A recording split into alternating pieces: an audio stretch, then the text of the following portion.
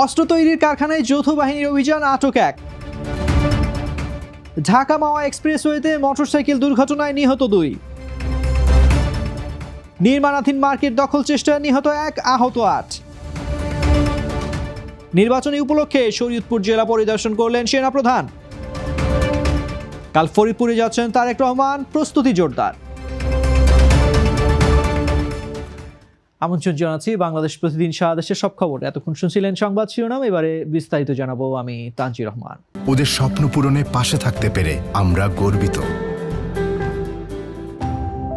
নাটোরের সিংড়া উপজেলায় গোপন সংবাদের ভিত্তিতে অস্ত্র তৈরির একটি কারখানায় যৌথ বাহিনী অভিযান চালিয়েছে।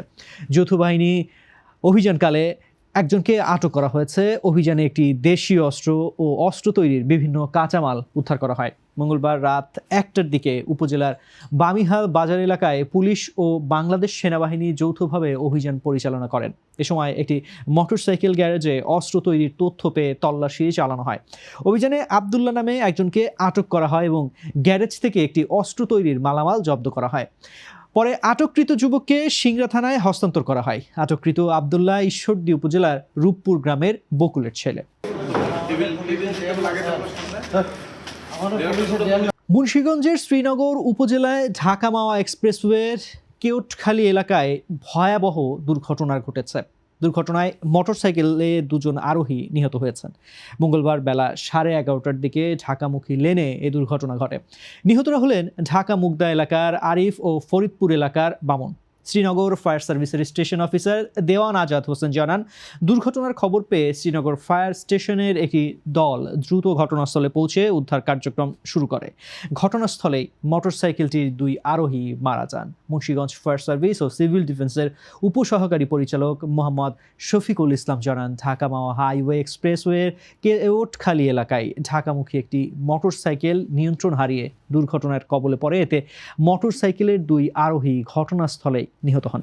পরে শ্রীনগর ফায়ার স্টেশনের সদস্যরা নিহতদের মরদেহ উদ্ধার করে আইনানুগ ব্যবস্থা গ্রহণের জন্য পুলিশের কাছে হস্তান্তর করেন।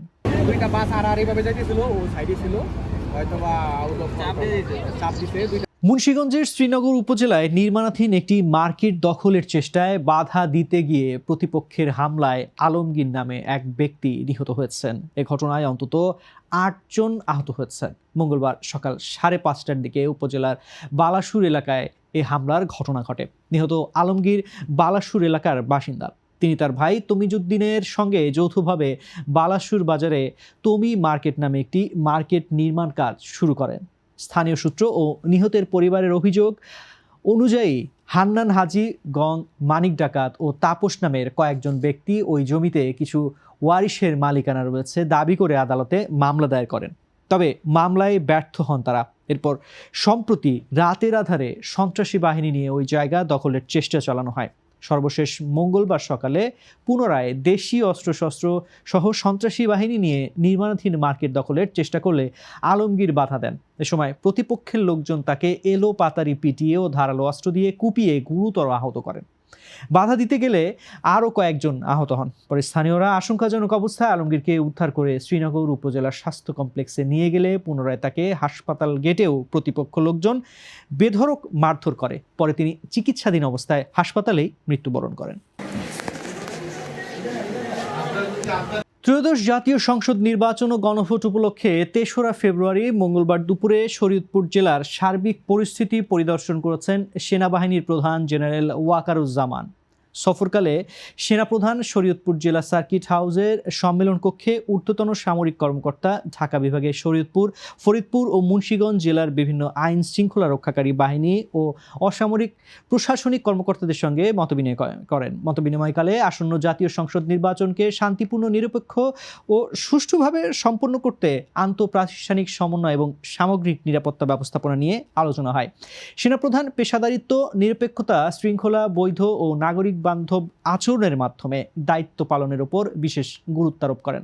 এছাড়া তিনি ইনেই টু দ্য সিভিল পাওয়ারের আওতায় মোতায়েন করা সেনা সদস্যদের কার্যক্রম পর্যবেক্ষণ করেন ও প্রয়োজনীয় দিক নির্দেশনা দেন। প্রথমবারের মতো ফরিদপুর জেলায় যাচ্ছেন বিএনপির চেয়ারপারসন তারেক রহমান। আগামীকাল বুধবার শহরের সরকারি রাজেন্দ্র বিশ্ববিদ্যালয় মাঠে নির্বাচনী জনসভায় বক্তৃতা দেবেন তিনি। তারেক রহমানের ফরিদপুর আগমনকে কেন্দ্র করে গোটা জেলা জুড়ে ব্যাপক উৎসাহ উদ্দীপনা বিরাজ করছে। নির্বাচনী জনসভাকে সফল করতে ইতিমধ্যে ব্যাপক প্রস্তুতি গ্রহণ করা হয়েছে। নির্বাচনী এ জনসভায় ফরিদপুরের 4টি সংসদীয় আসনের বিএনপির মনোনীত প্রার্থীরা উপস্থিত থাকবেন। ইতিমধ্যেই ফরিদপুর জেলা ও মহানগর বিএনপি এবং এর অঙ্গ ও সহযোগী সংগঠনের শীর্ষ নেতৃবৃন্দ জনসভাকে সফল করতে কাজ শুরু করেছেন। জনসভাস্থল রাজেন্দ্র কলেজ মাঠে চলছে মঞ্চ নির্মাণ, নিরাপত্তা ব্যবস্থা, যানবাহন পার্কিং সহ জনসমাগম ব্যবস্থাপনার কাজ। তারেক রহমানের আগমনকে ঘিরেও শহরবাসীর মাঝে তৈরি হয়েছে উৎসবের আমেজ। তারেক রহমানের জনসভাকে ঘিরে ব্যাপক প্রস্তুতির কথা জানালেন বিএনপির নেতারা। তারেক রহমানের নিরাপত্তার জন্য নেওয়া হয়েছে 3 স্তরের নিরাপত্তা ব্যবস্থা।